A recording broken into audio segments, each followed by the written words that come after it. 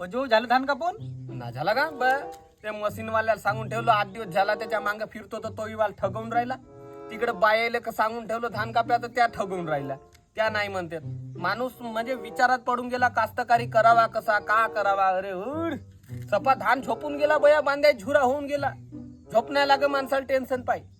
म्हणजे तुला बाया नसीत भेटत. अरे नाही भेटत तोच सांगून राहिलो ना तुला मी. त्याचा कांताबाईकर जा ना बया.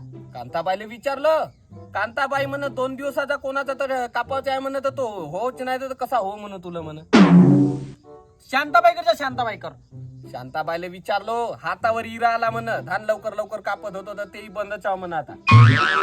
त्या बेबी बाईकर जा एका दिवसाचा आहे म्हणून कोणा करत ते. बेबी बाई म्हण माझ्या भावाच्या घरी बाया नाही भेटत तर मीच चाललो म्हण सुन पोराला धरून सन्यारी धान कापायला. मग एकच बाई आहे भाऊ. एकच बाई आहे 100% तुला काम करून देईल ते म्हणजे गोपिकाबाई. गोपिकाबाईकर जा तू. बया गोपिकाबाईला विचारलो का. गोपिकाबाईनं मला शब्द दिला दादा म्हणते मी तुझ्या धान कापून देईन म्हणजे कापून देईन तेथपर्यंत. पण म्हणते आता एवढी सीजन आहे महिन्या 2 महिन्यापासून म्हणते 4 वाजे जातो मी सकाळी तरी सुधरून नाही राहिला म्हणते.